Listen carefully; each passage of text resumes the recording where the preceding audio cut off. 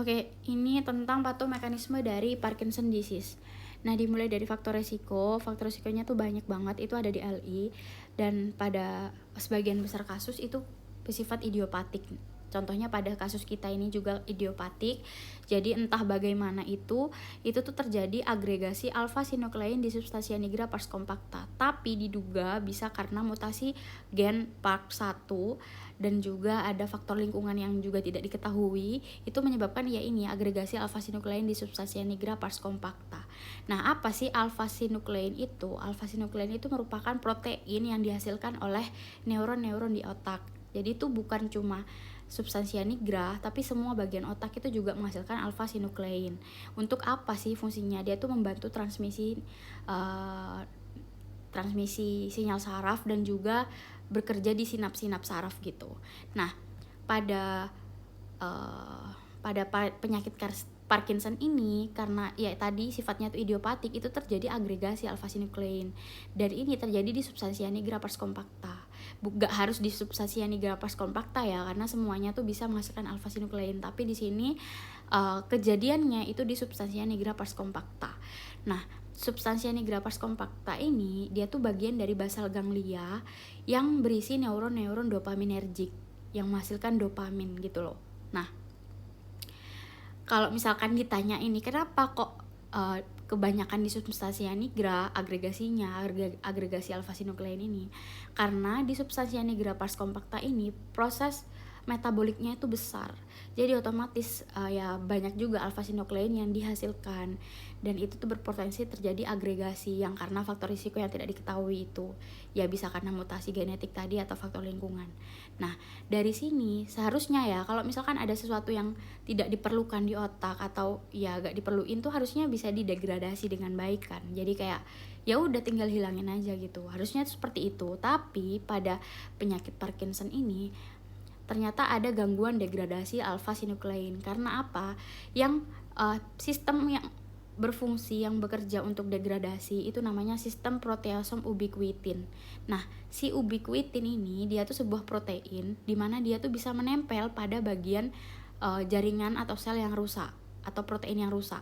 Di mana di sini dalam konteksnya tuh si alpha sinuklein ya. Berarti seharusnya ubiquitin itu tuh bisa menempel di alpha sinuklein. Dan nanti karena proses penempelan ubiquitin ini dia tuh bisa memicu sistem proteosom untuk mendegradasi alpha sinukleinnya. Nah, ternyata di sini ubiquitinnya itu terjadi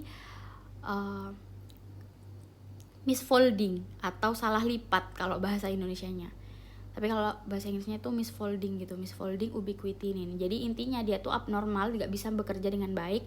Ya akhirnya nanti berdampak pada proses degradasi alpha sinukleinnya karena proteasomnya tuh ya nggak bekerja karena dia tuh ubiquitin tuh kayak ngasih tahu gitu loh, ini loh ada yang rusak gitu harus dibuang. Ternyata nggak ada yang ngasih tahu proteasom, jadi proteasom tidak bisa untuk mendegradasi. Nah dari situ terjadilah akumulasi alpha sinuklein. Nah, akumulasi dari alpha sinuklein ini lama-lama dia tuh berperan dalam pembentukan badan Lewy gitu. Nah, pembentukan badan Lewy ini kan aku udah bicara di hari awal, ini ada di substansia nigra pars compacta ya. Berarti pembentukan badan Lewy-nya tuh ada di substansia nigra pars compacta, di mana dia substansia nigra ini pars compacta itu berisi neuron dopaminergic. Makanya karena pembentukan badan Lewy ini bisa terjadi degenerasi neuron dopaminergic. Kenapa kok pakai 50% sampai 80%? Karena kalau kerusakannya itu kurang dari 50%, biasanya tuh gak menimbulkan gejala apapun.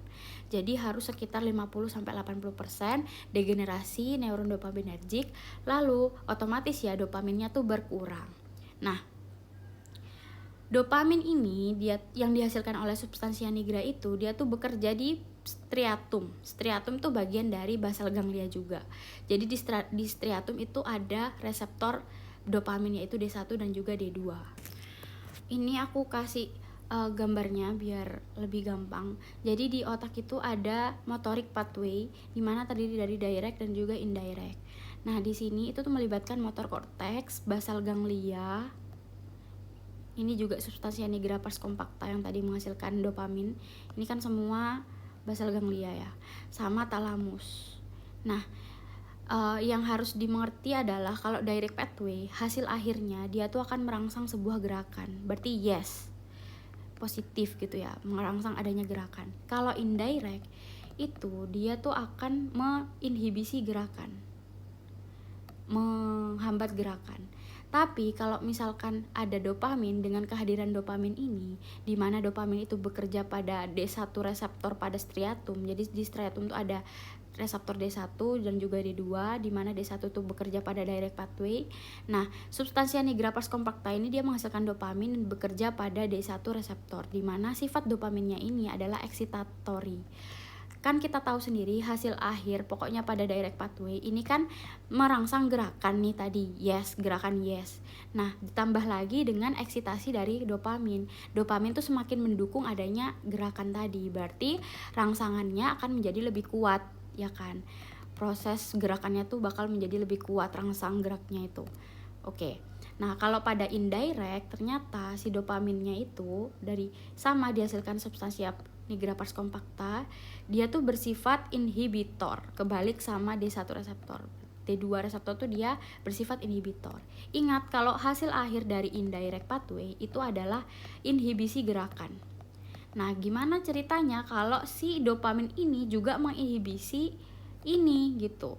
Jadi yang menginhibisi itu tuh terhambat juga. Jadi yang menghambat itu terhambat, berartinya kan gak jadi terhambat ya dong. Kayak negatif dikali negatif kan hasilnya positif, karena dia tuh menghambat apa yang menghambat. Ya pokoknya kayak gitu ya, jadi lebih aktif. Nah, berarti kalau ada dopamin, hasil akhirnya tuh sama-sama yes. Ya boleh kamu lakukanlah gerakan itu, kayak terangsanglah gerakan itu gitu. Nah, tapi kalau gak ada dopamin nih, berarti kembali ke settingan awal, dimana satunya tuh yes, merangsang gerakan, satunya tuh no. Nah, dari sinilah ketidakseimbangan ini itu akan menyebabkan gejala Parkinson, yaitu tremor. Karena dia bingung, aku nih harus bergerak atau tidak gitu. Terjadilah tremor. Terus kalau bradykinesia itu dari mana? Tadi kan kalau yang pada situasi normal ada dopamin itu semuanya yes. Nah, tapi kalau pada tanpa dopamin, indirect pathway-nya tuh no. Berarti ada sifat inhibisi dari gerakan. Nah, selain itu, direct pathway emang dia tuh terangsang ya meski gak ada dopamin, tapi gak sekuat kalau dirangsang kalau ada dopamin gitu loh. Jadi tetap aja terjadi penurunan rangsang. Maka dari itu di sininya udah inhibisi, ini penurunan rangsang, terjadilah bradykinesia atau gerakannya lambat. Kalau kakunya sendiri, rigidity, jadi basal ganglia itu memiliki fungsi untuk inhibisi tonus. Tonus itu kita anggap aja sebagai kekakuan ya. Jadi kita tuh bisa berdiri dengan baik karena tonus otot kita tuh baik gitu loh. Kayak bisa mempertahankan postur kita. Nah, si basal ganglia itu dia berfungsi untuk menghambat si kekakuan otot tadi itu. Bukan dalam hal negatif ya, tapi dia tuh sebagai keseimbangan gitu loh. Jadi kayak gak boleh terlalu, tonusnya tuh terlalu naik tuh gak boleh, soalnya nanti jadi kaku gitu kan, terlalu kaku gitu loh. Nah, bayangin kalau basal ganglia itu terganggu, berarti nggak ada yang menghambat tonus otot tadi, ya kan? Jadinya ototnya itu akan kaku atau rigidity kayak gitu. Nah, ini kembali ke mind map sama ya. Jadi tadi tuh dopaminnya tuh menurun pada striatum karena di striatum terdapat reseptor D1 dan D2, di mana D1 tuh bersifat rangsang, D2 bersifat inhibisi, ya kan? Jadinya tuh terjadi disfungsi GABA pada jalur direct dan indirect. Kenapa? Kok aku bilangnya disfungsi? Karena di sini kan GABA-nya tuh ini banyak loh, bukan yang menurun semua, tapi kayak terjadi ketidakseimbangan GABA, akhirnya outputnya gitu ya, terjadi ketidakseimbangan fungsi talamus karena semuanya ini akan berakhir di talamus. Jadi talamusnya tuh gak seimbang juga fungsinya, akhirnya terjadi gangguan motorik yang tadi aku jelasin, tremor resting, bradykinesia, sama rigiditas. Sudah.